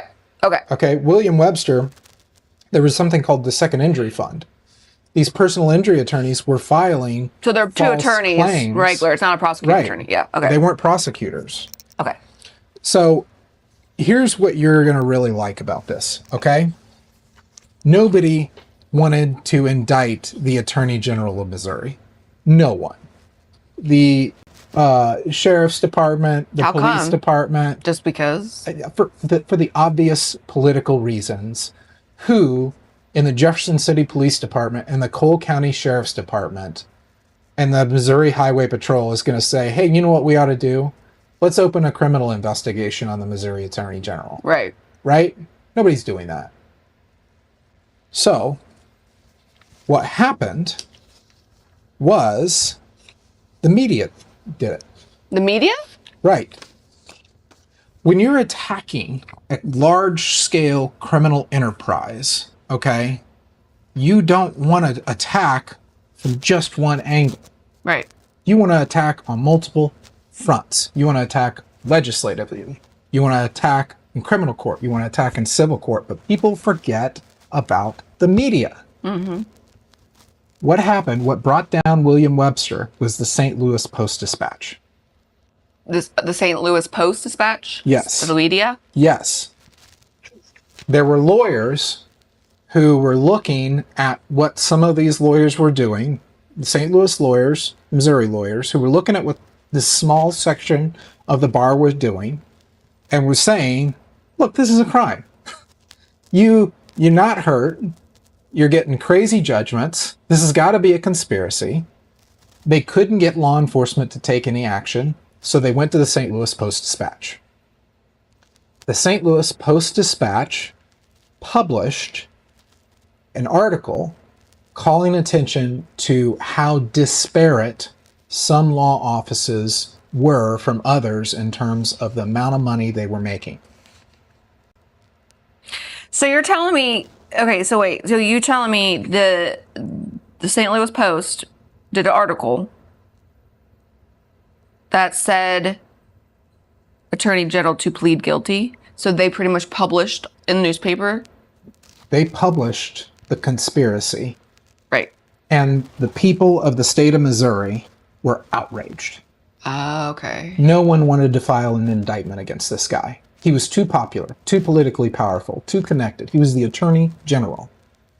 Until investigative journalists published what he was doing to the United States of America and to the world. Wow. So then the prosecutors came in, and then who charged? Oh, And so then the Department of Justice, then it was a political issue. Yeah, and then the DOJ came in, and then there were prosecutors and filed it. Nothing gets politicians to take action on corruption like the risk of losing the next election. And so if you've got investigative journalists saying, hey, you got a crooked, attorney general over here who's engaging in this crime, or a judge or a lawyer, you're not prosecuting it, let the people at the next election throw them out. Right. Okay? So that's how William Webster got indicted. People were complaining to law enforcement. People were complaining in the courts.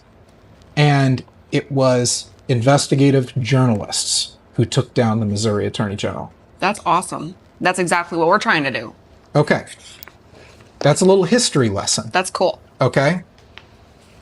Give us a rundown, a timeline of what we went over. We talked about the Martha Mitchell effect. Okay? How a known attack that conspiracies engage in is to say, you're crazy. It's your mental health. Okay? We went over how law enforcement charges a crime through complaints, grand juries, and indictments.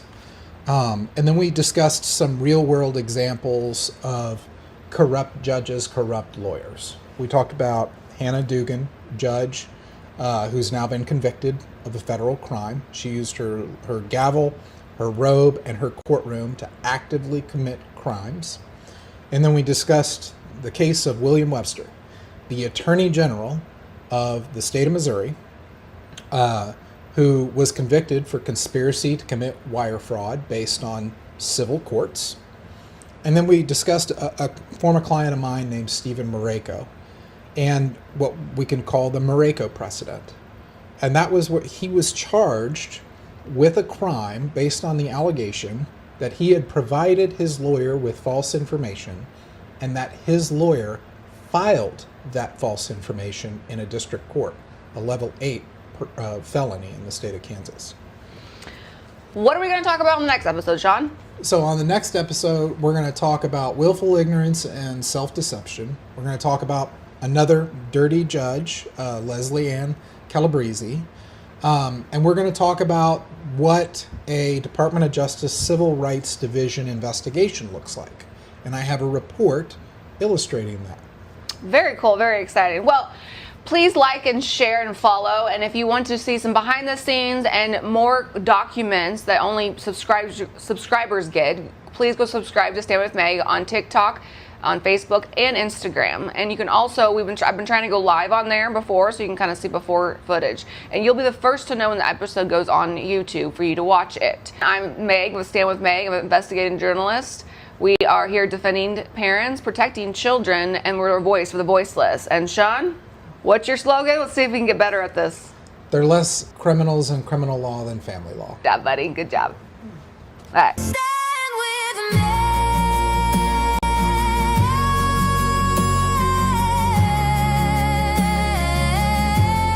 Stand with me.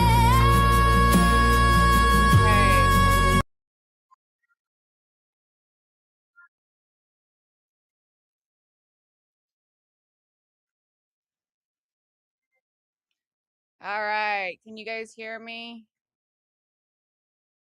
Give me a second.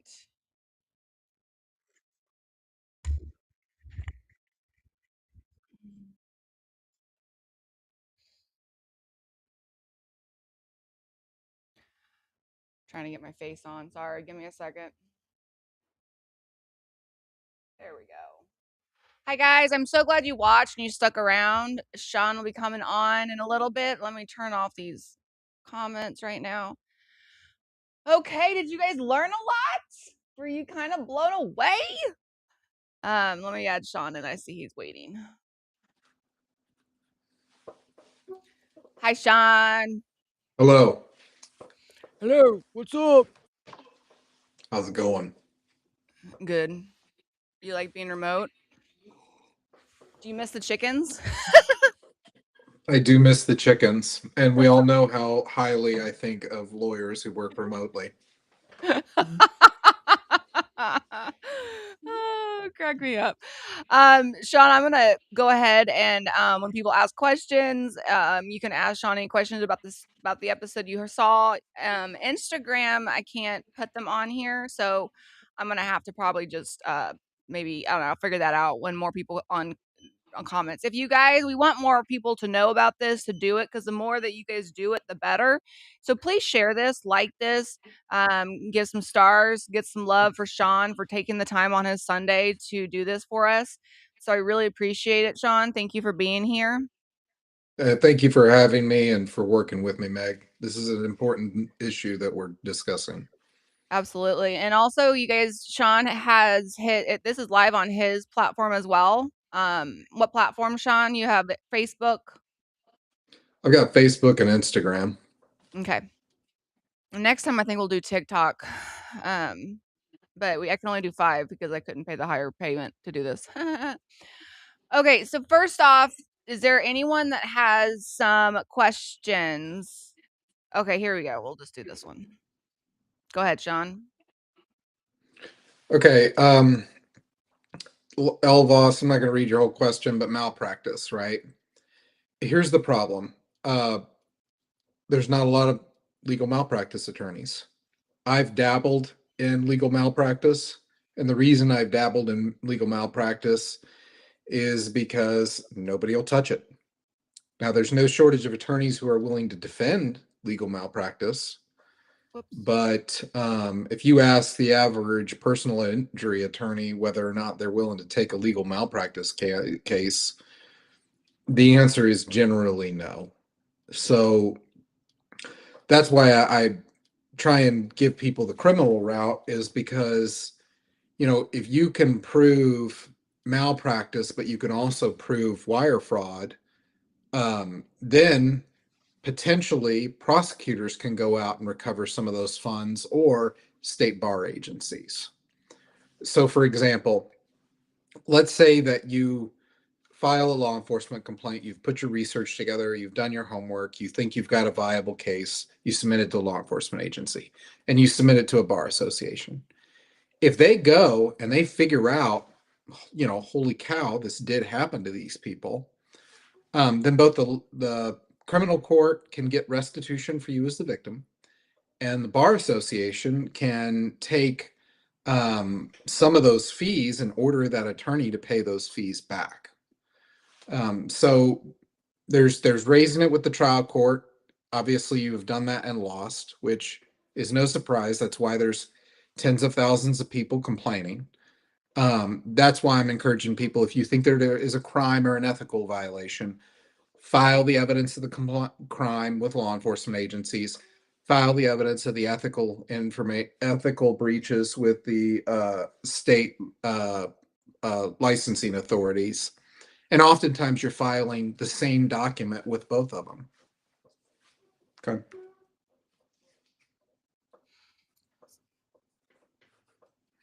Sorry, I was working on something. Yeah. Sorry, I was trying to add something. All right, here we go.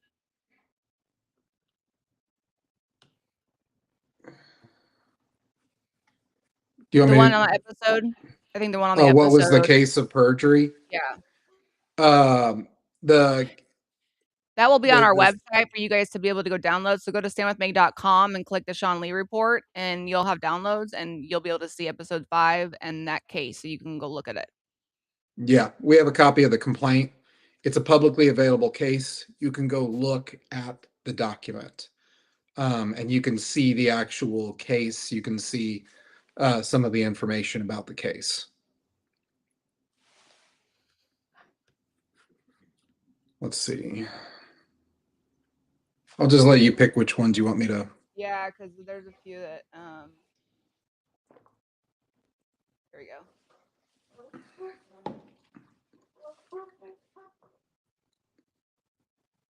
Medical diagnosis changes by fraud to remove a child by CPS. Where do I report? Okay, that's kind of a open-ended question. Here's what I can tell you about telehealth fraud right now is that it's huge. The Department of Justice is well on their way to $1 trillion in telehealth fraud cases in the last few years. And so telehealth fraud is absolutely enormous. I want you to envision child abuse to be a commodity like oil, corn, or soy. Okay. If there's an institution and that institution can get a monopoly over child abuse, then that institution has a license to print money out of Medicaid. They can then, investigate and bill everything that they do, whether it's reckless, negligent, blatant malpractice, blatant fraud, and bill it all to Medicaid. And so there's this kind of jockeying for agencies to get these lucrative contracts to investigate child abuse and to go through pediatric child abuse diagnoses. And so if you're alleging fraud, you've got a real hill to climb, because there's a tendency in our family and our criminal courts to sort of deify these people. They're beyond reproach. They would never, traffic a child so that they can get artificially inflated bills to Medicaid. And that's simply not reflected in the Department of Justice filings. When the Department of Justice stood up its telehealth fraud task force, one of the first things they found was telehealth companies that were targeting children. There's a famous case, or growingly famous case up in Minnesota. Essentially what was happening was this autism clinic was paying kickbacks in order to misdiagnose children with autism. The kids would come into care, they would exhibit the signs and symptoms of abuse and neglect, and the signs and symptoms of abuse and neglect in a child are largely synonymous with autism. And so rather than address the abuse and neglect, typically by the historian, the person coming and bringing them to the clinic, this clinic would diagnose them with autism and then pay kickbacks and then bill it all to Medicaid.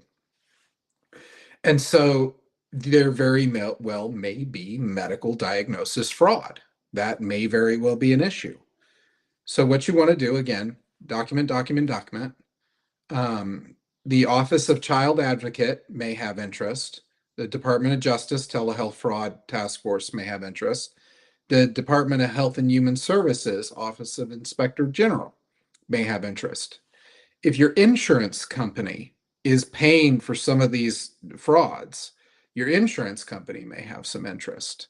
And then finally, local law enforcement and state level law enforcement may have some interest. If it's fraud, it's fraud. Okay.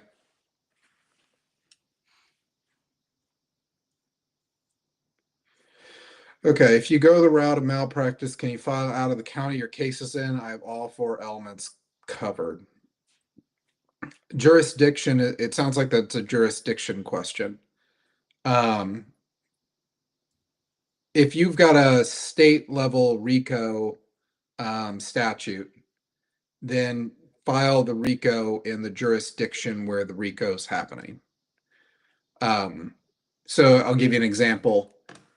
Kansas has a RICO case, right?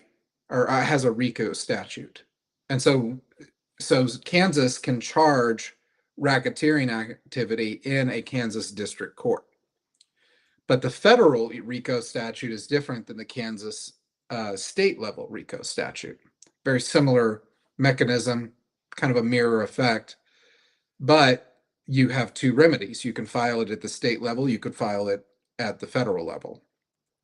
So from a jurisdiction standpoint, you want to figure out the best jurisdiction, the one where it's friendly for you, where you have the sufficient ties to survive motions regarding jurisdiction, and one to where you're going to have easy access to witnesses.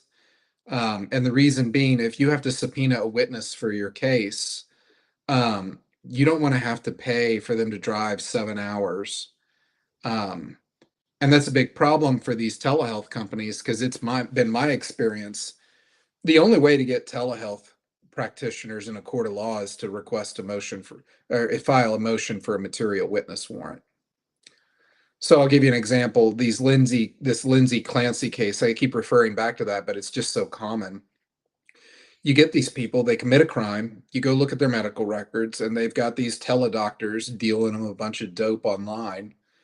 And when you go try and find the teledoctor, you send the subpoena to whatever address is on the medical records, and it's just a front. There's just like some person, some peon managing a desk, and they've got a room with a Zoom camera set up. And the actual physician who's dealing the dope online is nowhere near the place where their victims are. And so there's a long, drawn out process to get a material witness warrant for these virtual pill mills.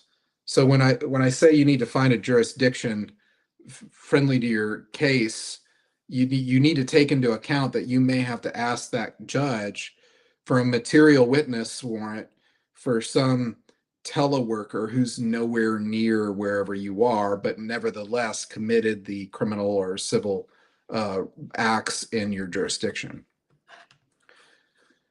Okay. David, I don't know what an ARDC is. So, yeah, if you want to spell that one out for me.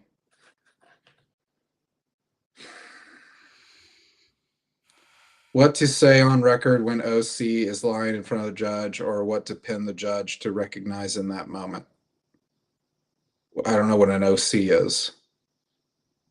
I thought you guys talked about OC earlier. I can't think of it now.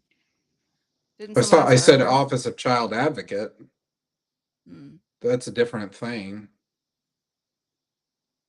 Well, anyway, let's just say the OC is a witness, right?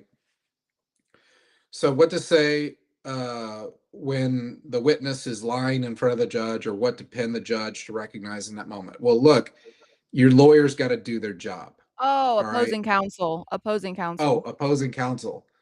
Gotcha. What's to say when opposing counsel is lying? Yeah, I mean, I hate that. Whenever I catch a lawyer saying something in a criminal case that I do not believe reflects the evidence, there's two objections I raise. One, it's testimonial. The lawyer is testifying. And two, misstates the evidence. So we as lawyers, we're not witnesses, all right? I can call a witness.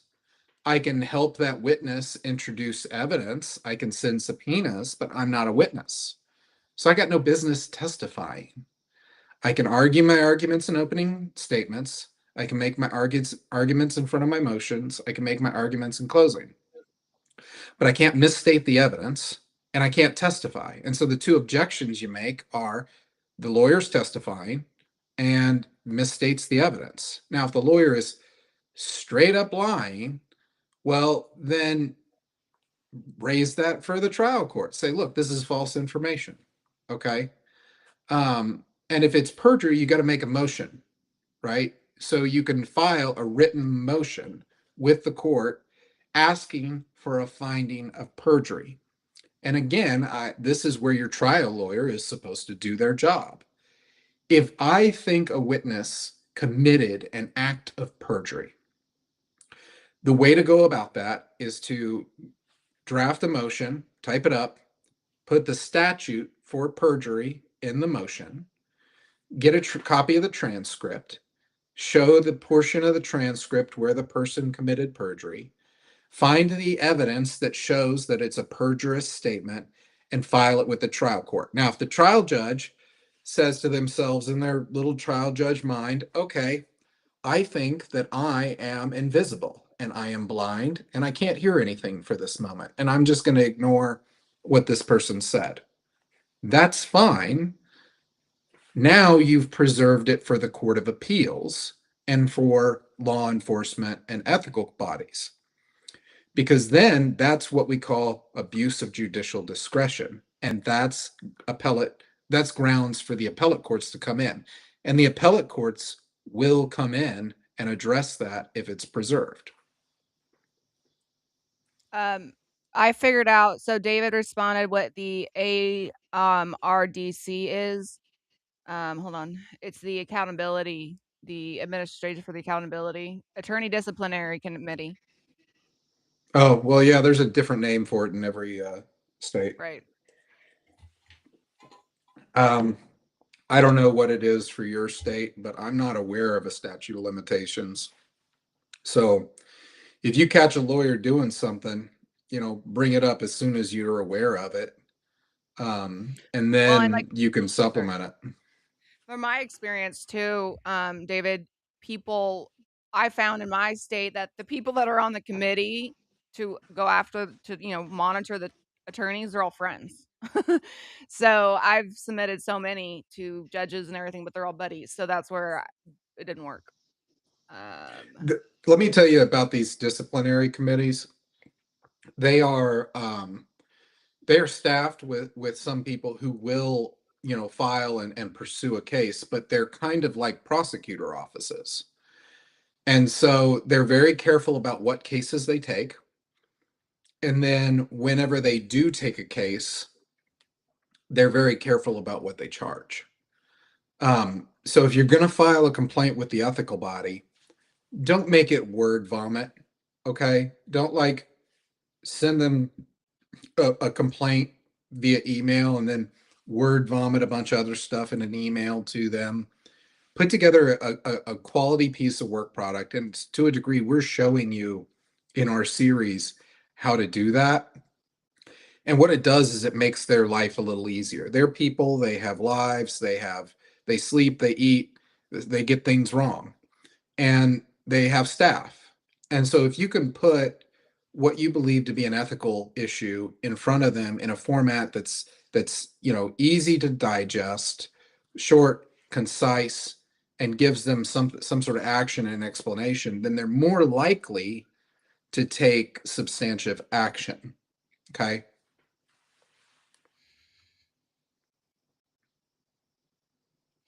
I put up Anna Smith.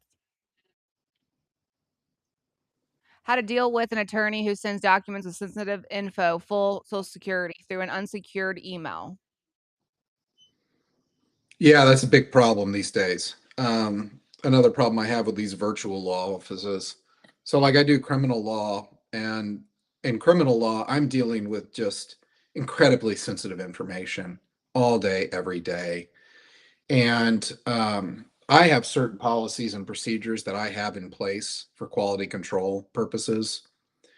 And it impacts the amount of, it impacts the amount of money I can make because I can't necessarily take as many clients as I want or let information out in a format that could potentially make more money but have higher risk.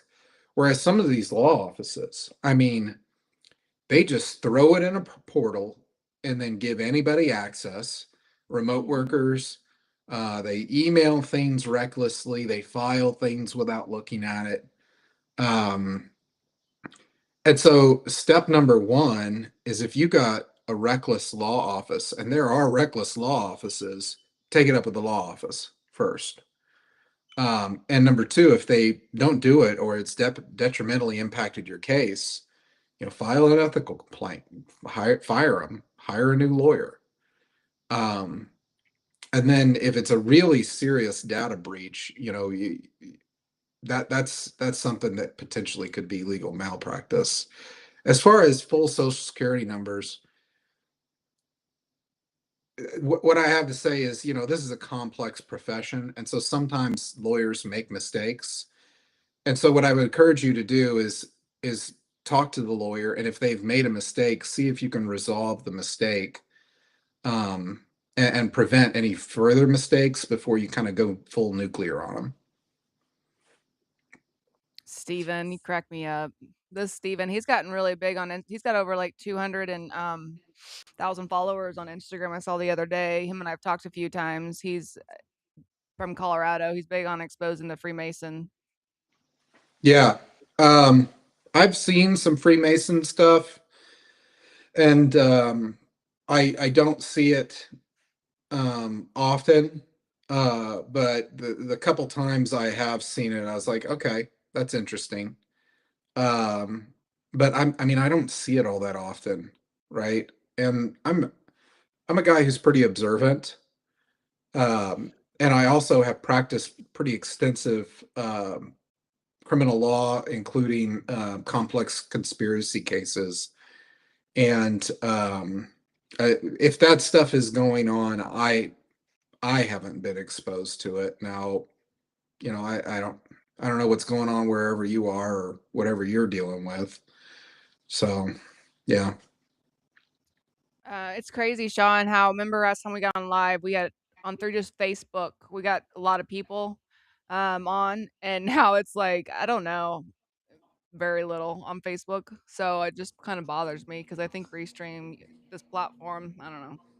We'll find out. Sorry, that's a little behind between us.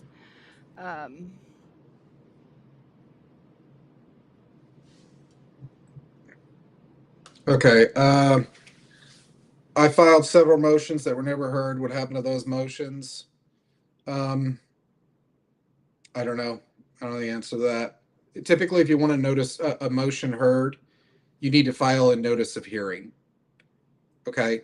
And if you file a notice of a hearing, then the judge should rule on it. And if the judge doesn't rule on it and you get a bad ruling at the end of the case, well, I mean, that's an appellate issue. The judge should have ruled on your motion. So take it up with the Court of Appeals. Thanks, Kara. Very sweet.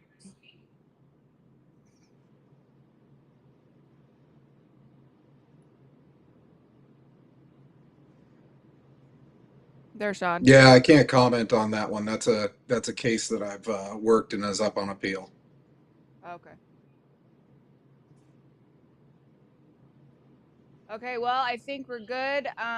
Maybe next time we'll try to do this just on Facebook to get more people to see. But thank you for being here today. Thanks, Anna. Thanks the few people that are here. We have like 2 or 3 on Facebook. Just my one. I don't know what the other platform is. So maybe more, but no one's commenting. But Kimberly, thank you. Yeah, next time we'll probably just go on Facebook, just on there because they push it out. I think more when you go through their just them. But I'm always trying, it's live and learn. Next episode will be launched pretty soon. Thank you. Yeah, go ahead and here's some tools for tots. Go and take Shawn's the YouTube that we just talked about. Go into Notebook LM and you could put the YouTube link in there and then ask questions, and it will help you understand what he says more. I don't know if anyone uses that. 7. Wait to see 7 people. Woo! Go, Shawn! Yeah. But yeah, go into Notebook LM, put any of the episodes that he's talked about, and then it will literally help you understand it. It'll make slides for you. It's pretty awesome technology you can use to help you understand more what he's saying. Also, the next day or two, I'll have all the documents we talked about in the episode on the website. Maybe tonight, but I'm not going to promise anything. And as well, thank you for joining the Stand With Meg show and the Shawn Lee Report. And the next few episodes, I can't even think of what we talked about that are coming. You talked about it online, so I don't know. We're fine. Notebook what? It's called Notebook LM. It's from Google. So type in Notebook LM, and it's pretty awesome. And then make sure you go check out the website and any And please go follow Shawn Lee. His name on Facebook is Attorney Shawn Lee. And then Instagram, what's your Instagram, Shawn? ShawnLee.esq. Yeah, man, Wade, I just told Mandy we're going to go on live Facebook instead of doing it through here because something's weird. So yeah, we're going to go on with Mandy. Mandy's going to come on live on Facebook to go on the record. She's going to explain about how she's going to interview people. And that way we can get more people to know about all your stories, and you guys can still use our platform and to be able to share your stories and people can hear more about it. And Kimberly Gallard, yes, please go to her Facebook to see her daughter's horrific unalive. Thanks, David, for asking some good questions. And Boss, thank you. Say on YouTube. Oh, Boss, you can go to Facebook and you go to my Facebook, go to standupbank.com. So, all right. Have a good night, y'all. We'll talk to you later.